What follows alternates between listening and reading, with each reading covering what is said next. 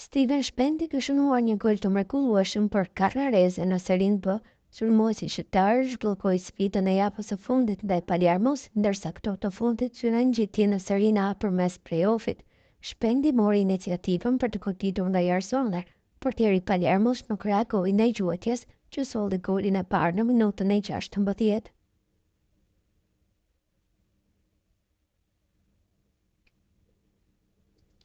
Të 21 vjeçari shqiptar është i huazuar te Carrarese nga Empoli.